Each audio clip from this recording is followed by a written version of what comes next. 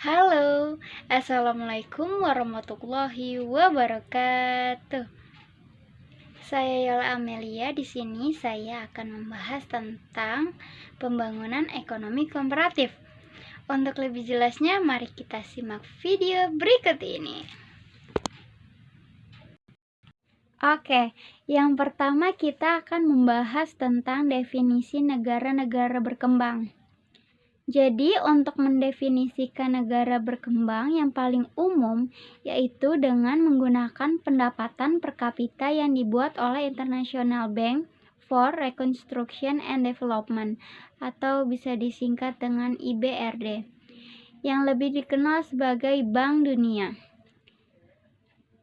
Jadi, dalam klasifikasi Bank Dunia ada 210 negara dengan jumlah penduduk sedikitnya 30.000 di peringkat berdasarkan tingkat pendapatan nasional bruto per kapita. Yang pertama ada negara berpendapatan rendah, yang kedua ada negara berpendapatan menengah, yang ketiga ada negara berpendapatan menengah atas, yang keempat ada negara OECD berpendapatan tinggi. Kalau menurut Mulyani pada tahun 2017, negara sedang berkembang adalah negara yang memiliki standar hidup relatif lebih rendah, sektor industri yang kurang berkembang, kualitas sumber daya manusia pada tingkatan menengah dan menengah ke bawah, dan pendapatan per kapita yang rendah. Kalau menurut Kamus Cambridge, yaitu a country with little industrial and economic activity and where people generally have low incomes, atau bisa diartikan dengan negara sedang berkembang adalah suatu negara dengan sedikit kegiatan ekonomi dan industri dan umumnya penduduknya memiliki pendapatan yang rendah. Sekarang kita membahas tentang tipe-tipe negara yang sedang berkembang ditinjau dari skala ekonomi atau pertumbuhan dari pasar modalnya sendiri. Jadi terdapat 4 tipe. Yang pertama, negara-negara industri baru, yang dimana negara-negara ini belum mencapai status seperti negara maju.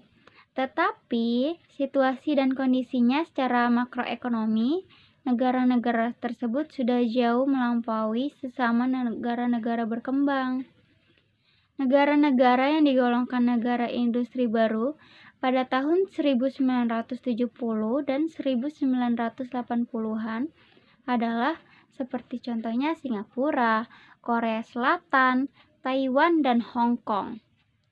Negara-negara tersebut dikenal dengan macan Asia atau Asian Tiger. Jadi dikutip dari laman worlddata.com. Contoh negara baru yang digolongkan NEC di akhir tahun 2000-an termasuk Afrika Selatan, Meksiko, Brazil, China, India, Malaysia, Filipina, Thailand, Indonesia, dan Turki. Terlepas dari istilah yang diberikan, tetap saja negara-negara tersebut digolongkan sebagai negara berkembang karena dinilai belum memiliki standar seperti yang dicapai oleh negara maju lainnya dalam kehidupan sosial maupun pendidikan maupun ilmu pengetahuan teknologi, kesehatan, hukum, dan politik.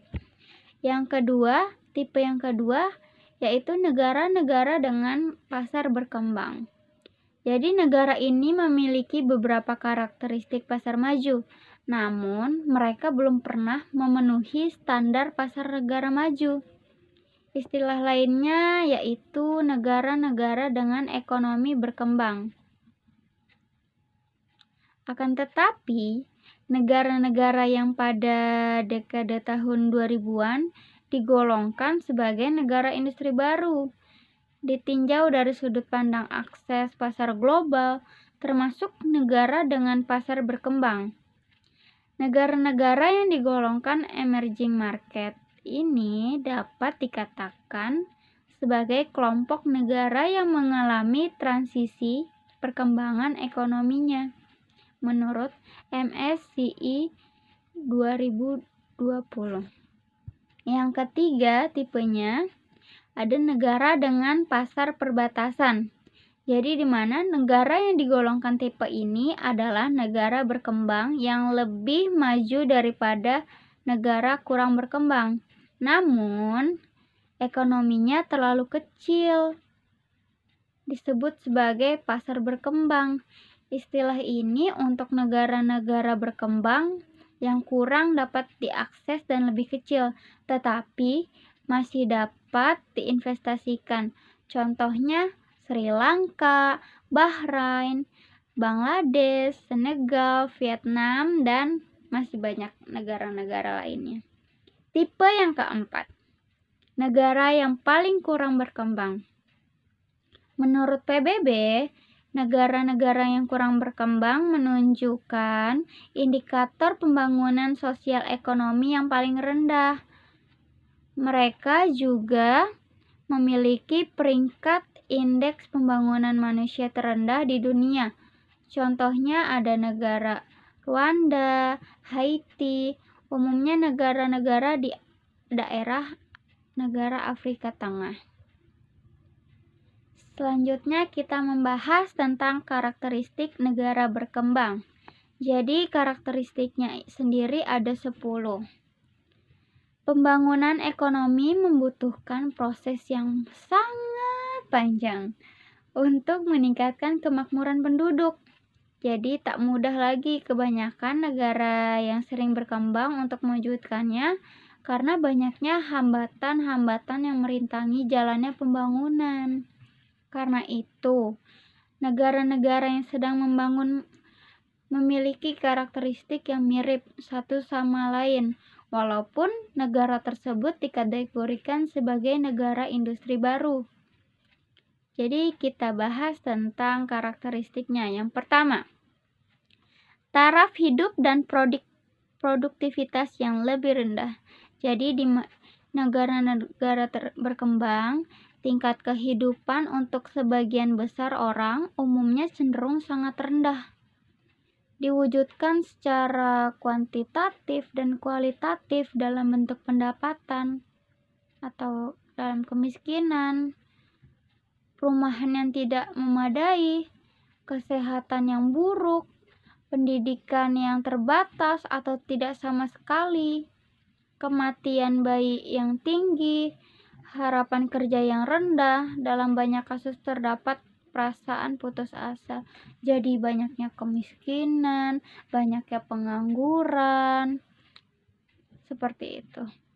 Jadi taraf hidup rendah disebabkan produktivitas yang rendah, yang dapat dijelaskan dengan konsep the diminishing marginal productivity, yang menyatakan jika terjadi peningkatan jumlah variabel faktor tenaga kerja, sementara faktor lain misalnya ada modal, tanah, bahan, jumlahnya tetap, maka marginal produk atau tambahan dari faktor variabel menurun melampaui angka tertentu. Oleh karena itu, tingkat produktivitas tenaga kerja yang rendah dapat dijelaskan oleh sebab tidak adanya atau kurangnya input faktor pelengkap seperti modal fisik ataupun manajemen yang berpengalaman. Yang kedua, ada modal sumber daya manusia yang lebih rendah, yang dimana modal manusia itu ada kesehatan, pendidikan, dan keterampilannya yang sangat penting untuk pertumbuhan ekonomi pembangunan manusianya. Jadi yang pertama ada perawatan medis atau kesehatan, yaitu layanan sosial yang sangat langka di banyak bagian negara berkembang. Pentingnya akses ke air minum bersih, kematian akan cepat dihilangkan dengan pasokan air yang aman, yang merupakan salah satu tindakan sanitasi yang paling penting. Tidak dapat dilebih-lebihkan penyakit yang ditularkan melalui air seperti demam tifoid, kolera, dan beragam penyakit diare serius atau fatal bertanggung jawab atas lebih banyak lagi dari 35% kematian anak-anak di Afrika, Asia, dan Amerika Latin. Di Asia dan Afrika, lebih dari 60% populasi hampir tidak memenuhi kebutuhan kalori minuman yang diperlukan untuk menjaga kesehatan yang memadai. Pola makan yang buruk, makanan yang tidak cukup, dan standar kebersihan pribadi dapat menyebabkan penurunan lebih lanjut dalam kesehatan pekerja dan secara negatif mempengaruhi sikapnya terhadap pekerjaan dan orang-orang di tempat kerjanya. Jadi sebagai ilustrasinya seperti ini. Ilustrasi terakhir tentang gambaran modal manusia yang rendah yang menyebar di negara-negara dunia ketiga, yaitu penyebaran kesempatan pendidikan. Tingkat melek huruf yang rendah, angka putus sekolah yang signifikan, dan kurikulum dan fasilitas pendidikan yang tidak memadai dan seringkali tidak relevan dengan kebutuhan pembangunan bangsa dialami oleh anak-anak yang bersekolah secara teratur.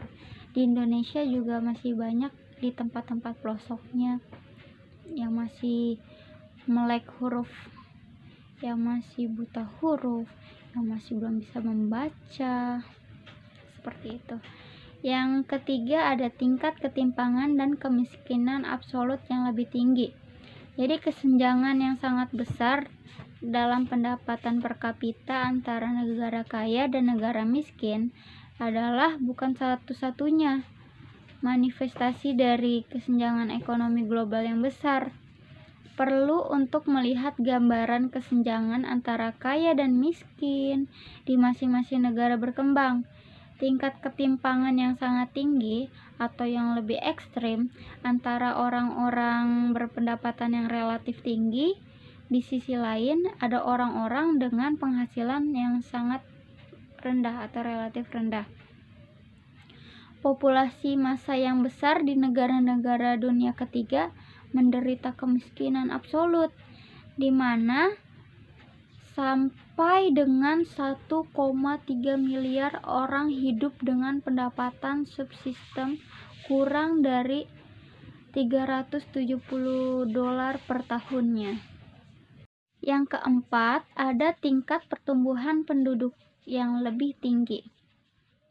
Jadi, dinamika populasi sangat bervariasi di antara negara-negara berkembang. Beberapa populasi negara berkembang, khususnya di Afrika, terus berkembang pesat. Dari tahun 1990 hingga 2008, populasi di negara-negara berpenghasilan rendah tumbuh sebesar 2,2% per tahunnya. 1,3% di negara-negara berpenghasilan menengah, sedangkan negara-negara berpenghasilan tinggi tumbuh sebesar 0,7% per tahunnya, yaitu mencerminkan kelahiran dan imigrasi. Negara-negara berkembang berpenghasilan menengah menunjukkan varians yang lebih besar, dengan beberapa telah mencapai tingkat kelahiran yang lebih rendah, lebih dekat dengan yang berlaku di negara-negara kaya. Implikasi utama dari tingkat kelahiran yang tinggi di negara berkembang adalah bahwa hal itu akan menghasilkan beban ketergantungan yang lebih besar terhadap negara maju. Implikasi lainnya adalah bahwa angkatan kerja aktif dan menanggung beban keluarga hampir lebih 2 kali lipat jika dibandingkan dengan beban yang ditanggung oleh angkatan kerja aktif di negara kaya. Yang kelima, ada vaksinasi sosial yang lebih besar. Jadi negara-negara berpenghasilan rendah seringkali memiliki etnis atau suku, bahasa, dan bentuk kelompok sosial lainnya dikenal sebagai vaksinasi. Jadi vaksinasi ini terkadang memancing perselisihan sipil dan bahkan konflik kekerasan yang mengarah pada energi bekerja yang cukup besar untuk akomodasi politik, kalau bukan konsolidasi nasional untuk mengalihkan pembangunan masyarakat. Perbedaan fraksi-fraksi yang besar ini menimbulkan ketidakstabilan politik. Contohnya di Indonesia, Taiwan, Hong Kong, Singapura, Korea Selatan, dan Myanmar. Yang keenam, ada populasi pedesaan dan urbanisasi yang tinggi. Jadi salah satu ciri pembangunan ekonomi adalah pergeseran dari pertanian ke manufaktur dan jasa. Di negara berkembang, bagian penduduk yang tinggal di daerah pedesaan jauh lebih tinggi dan lebih sedikit di daerah perkotaan. Meskipun terjadi modernisasi di banyak daerah, sayangnya daerah pedesaan tetap miskin dan cenderung menderita karena pasar yang hilang, informasi yang terbatas, dan stratifikasi sosial. Pergeseran populasi besar-besaran juga sedang berlangsung saat ratusan juta orang yang berpindah dari pedesaan ke perkotaan. Jadi memicu urbanisasi yang cepat, akibatnya menimbulkan masalah pendamping yang lain. Jadi di desa. Yang ketujuh, ketergantungan dengan pertanian, tingkat industrialisasi dan manufaktur yang lebih rendah. Yang kedelapan, ada geografis yang kurang menguntungkan. Seperti yang diamati pada peta, negara berkembang terutama tropis atau subtropis, mereka lebih menderita karena hama dan parasit tropis. Penyakit endemik seperti malaria, kendala sumber daya air dan panas yang ekstrim. Jelas, geografi bukanlah takdir. Singapura yang berpenghasilan tinggi terletak hampir secara langsung di garis khatulistiwa, karena dia hampir dekat dengan Kalimantan yang disebut dengan garis khatulistiwa. Dan bagian selatan India telah menunjukkan ekonomi yang sangat besar dan dinamis dalam beberapa tahun terakhir. Namun, kehadiran fitur geografis yang umum dan sering merugikan dibandingkan dengan negara beriklim sedang, artinya bermanfaat untuk mempelajari perkembangan negara tropis dan subtropis bersama-sama untuk beberapa tujuan. Ke-9, pasar keuangan dan pasar lainnya yang belum berkembang. Yang ke-10, ada dampak kolonial yang berkepanjangan seperti institusi yang buruk dan ketergantungan eksternal. Di Asia, warisan kolonial yang berbeda dan tradisi budaya masyarakat yang beragam telah digabungkan untuk menciptakan kelembagaan dan pola sosial yang berbeda. Di negara-negara seperti India pada penjajahan Inggris, Filipina pada penjajahan Spanyol dan Amerika, Vietnam dijajah oleh Prancis, Indonesia dijajah oleh Belanda, Korea dijajah oleh Jepang, dan Cina tidak secara formal dijajah tetapi didominasi oleh berbagai kekuatan asing. Jadi keragaman pengalaman kolonial merupakan salah satu faktor penting yang membantu menjelaskan spektrum luas hasil pembangunan di dunia saat ini. Selanjutnya ada indikator ekonomi pembangunan. Jadi indikator ini bermanfaat untuk mengetahui sejauh mana tingkat keberhasilan dapat dicapai. Indikator yang paling mudah untuk mengukur kemakmuran adalah tingkat pendapatan yang dihasilkan suatu negara. Indikator pembangunan ekonomi yaitu meliputi indikator ekonomi, non-ekonomi, dan campuran. Selanjutnya ada komparasi pembangunan ekonomi negara maju versus negara berkembang. Jadi perbedaan yang paling besar antara negara-negara sedang berkembang dengan negara maju yaitu terdiri dari aspek-aspek. Yang pertama ada selisih struktur output pertanian yang cukup jauh. Yang kedua ada partisipasi pendidikan tingkat menengah dan perguruan tinggi yang tertinggi. Yang ketiga ada jumlah tenaga kesehatan dan belanja untuk kesehatan yang rendah serta ada tenaga kerja bidang pertanian yang besar. Oke, pembahasan tentang pembangunan ekonomi komparatif sampai sini saja. Kurang lebihnya mohon maaf. Assalamualaikum warahmatullahi wabarakatuh. Dadah.